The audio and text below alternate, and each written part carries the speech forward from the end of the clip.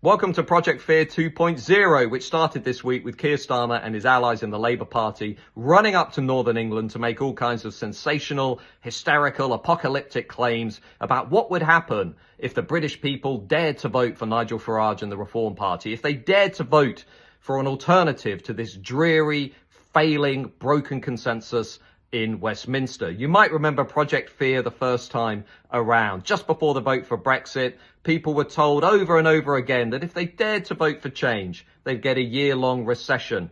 They would get millions of jobs going down the toilet. They'd get World War III. They would never get a trade deal with America. Well, actually, Keir Starmer and his team are clearly now recycling that playbook because they've got nothing else to say. They don't know what to say to voters who say, we don't want mass uncontrolled immigration. We don't want broken borders. Yes, we'll leave the ECHR if that's what it takes to actually regain control of our country.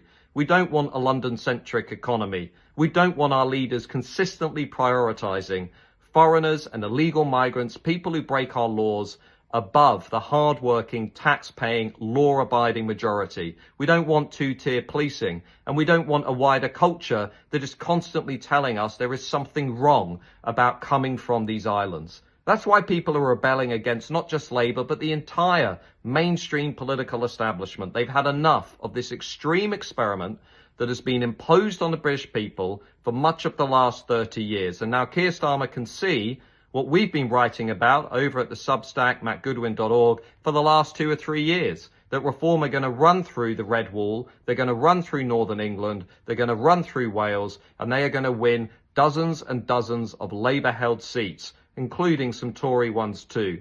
The British people have had enough. They want change. They want an alternative. So the political elite can either panic and have a meltdown like Keir Starmer this week, or it can figure out how it can give people what they are asking for: lower migration, control of the borders, putting British people first, and ending this ridiculous, extreme experiment that is only supported by about 10-15% of people in the country max. If you want to keep power, Keir Starmer, start doing some of those things, or get ready to be pushed aside.